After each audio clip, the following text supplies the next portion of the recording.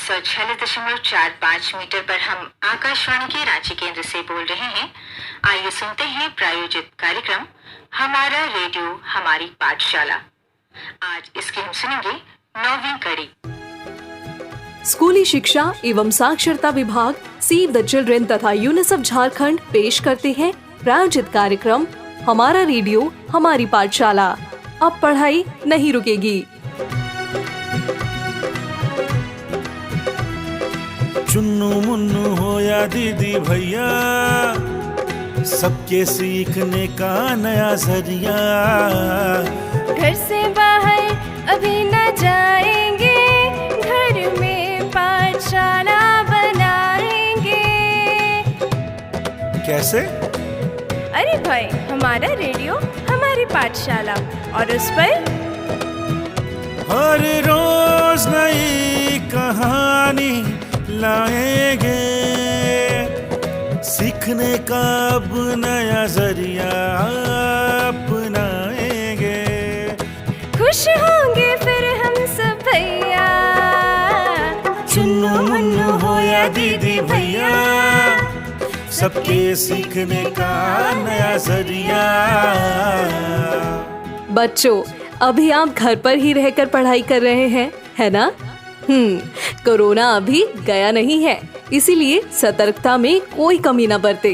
Covid संबंधी नियमों का पालन करें, मास्क जरूर लगाएं, 2 गज की सुरक्षित दूरी बनाए रखें और साबुन से बार बार हाथ धोते रहें। आपकी पढ़ाई निरंतर जारी रहे, इसलिए स्कूली शिक्षा एवं साक्षरता विभाग, सेव द चिल्ड्रेन तथा यूनिसेफ के सहयोग से हम आप तक मनोरंजक कहानियों की श्रृंखला लेकर आए हैं। हमारा रेडियो हमारी पाठशाला। अब पढ़ाई नहीं रुकेगी।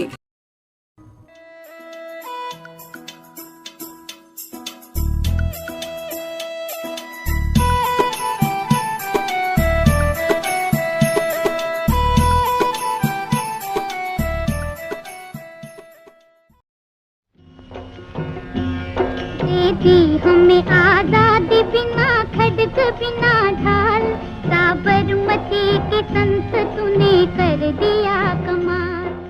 बच्चों, आज कहानियों की श्रृंखला में कहानी उस महान व्यक्तित्व की जिसने सत्य और अहिंसा के दम पर अंग्रेजों को भारत से जाने पर विवश कर दिया। यह कहानी उस महात्मा की है जिसने क्रांति की परिभाषा ही बदल दी। क्रांति का अर्थ केवल हिंसात्मक विरोध और रक्तपात नहीं, बल्कि सत्य और अहिंसा भी होता है। महात्मा ने यह संदेश पूरी दुनिया में फैलाया। यह कहानी उस महान व्यक्ति की है जिसे हमारा देश बापू और राष्ट्रपिता कहता है। प्यारे विद्यार्थियों, जोहार।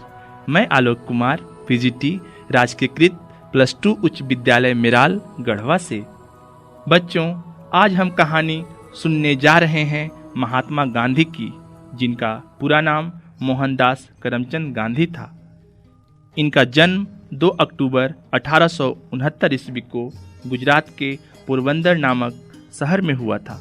इनका वास्तविक नाम मोहनदास करमचंद गांधी, पिता करमचंद गांधी, जो कि काठियावाड़ के एक छोटे से रियासत में दीवान थे।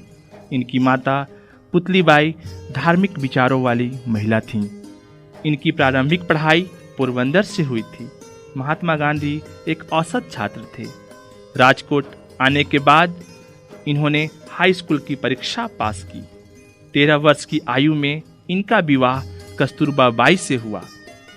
वकालत की पढ़ाई के लिए ये लंदन गए और बैरिस्टर बने। बच्चों, आज हम सबसे पहले यह जानेंगे कि मोहनदास करमचंद गांधी कैसे महात्मा गांधी बने। यह बात 1893 ईस्वी की है।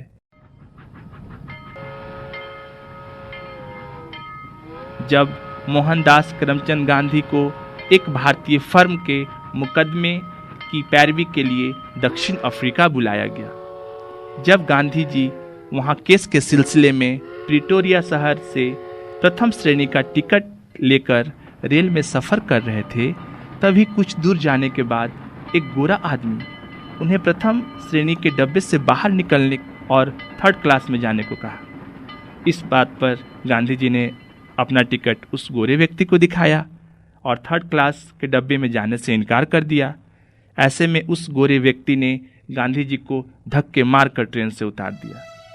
यह घटना गांधी जी पर एक प्रकार से नस्लभेदी प्रहार था। बच्चों, मैं आपको बता दूं कि गोरे और कालों के बीच इस अंतर को नस्लभेद भी कहा जाता है।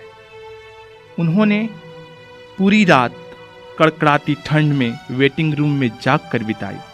गांधी जी को यह नस्लभेदी प्रहार बर्दाश्त नहीं हो पाया। उसी रात उसी स्टेशन पर गांधी जी ने सत्याग्रह की नींव डाल दी।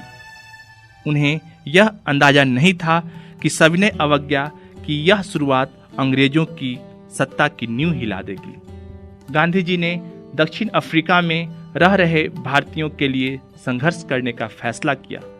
गांधी जी ने यह अनुभव किया कि हम भारतीयों को एक संगठन की आवश्यकता है। गांधी जी ने अंग्रेजों से विरोध को प्रकट करने के लिए सत्याग्रह को अपना प्रमुख अस्त्र बनाया। गांधी जी 1915 ईस्वी में स्वदेश लौटे। भारत में हो रहे अंग्रेजों के अत्याचारों को देखकर उन्होंने भारत को स्वतंत्र कराने का फैसला किया और देश को आज़ाद कराने के लिए स्वतंत्रता संग्राम में भाग लेना आरंभ किया। गांधी जी के विचार उनके गुरु गोपाल कृष्ण गोखले पर आधारित थे। गांधी जी ने जीवन का अधिकतर समय आज़ादी के लिए किए गए आंदोलनों में बिताया।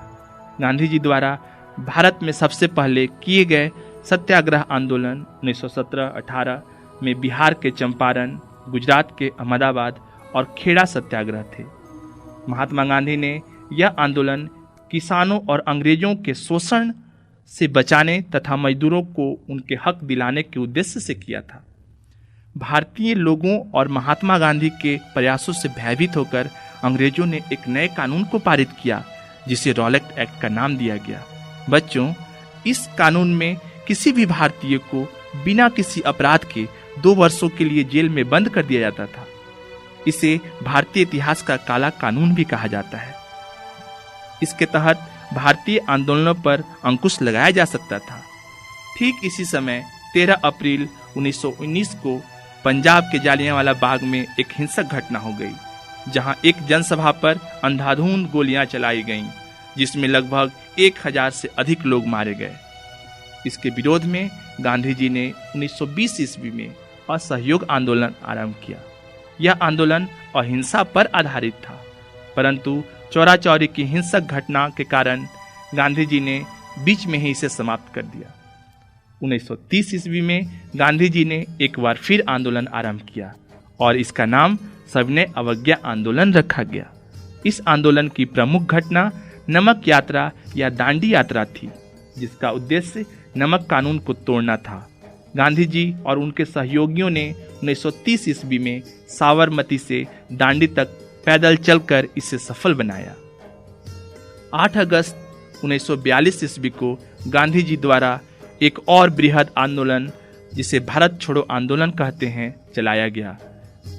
इस आंदोलन में गांधी जी ने करो या मरो का नारा दिया, जिसके पश्चात अंग्रेजों ने भारत को छोड़ने का फैसला किया और अंततः 15 अगस्त 1947 ईस्वी को हमें आज़ादी प्राप्त हुई। परंतु इस आज़ादी के पश्चात देश 2 टुकड़ों में विभाजित हुआ, भारत और पाकिस्तान। इसी क्रम में देश में सांप्रदायिक दंगे होने लगे। गांधी जी ने दंगे को रोकने के लिए अथक प्रयास किए। जब पूरा देश आज़ादी का जश्न मना रहा था, तब वह कलकत्ता में लोगों को दंगे रोकने और शांति की अपील कर रहे थे। गांधी जी को इस बात का बहुत दुख पहुंचा था। हमारा दुर्भाग्य है कि इस नेता का मार्गदर्शन हम स्वतंत्रता प्राप्ति के बाद अधिक समय तक नहीं पा सके और नाथूराम गोडसे नामक एक व्यक्ति की गोली से 30 जनवरी 1948 ईस्वी को गांधी जी की जीवन लीला समाप्त हो गई। गांधी जी एक ऐसे व्यक्तित्व का उदाहरण है जिन्होंने स्वयं पर हुए घटनाओं से सीखा। अपने आंदोलन में उन्होंने सदा सत्य की खोज की और अहिंसा का मार्ग अपनाया। अंत में बच्चों, आपसे अब 3 आसान से सवाल। पहला, गांधी जी का जन्म कब हुआ? दूसरा, जालियांवाला बाग की घटना कब और किस राज्य में हुई थी? और तीसरा, गांधी जी ने भारत छोड़ो आंदोलन किस वर्ष प्रारंभ किया? मुझे उम्मीद है कि आप लोग को यह जानकारी अच्छी लगी होगी। आप स्वस्थ रहें, खुश रहें। जय हिंद।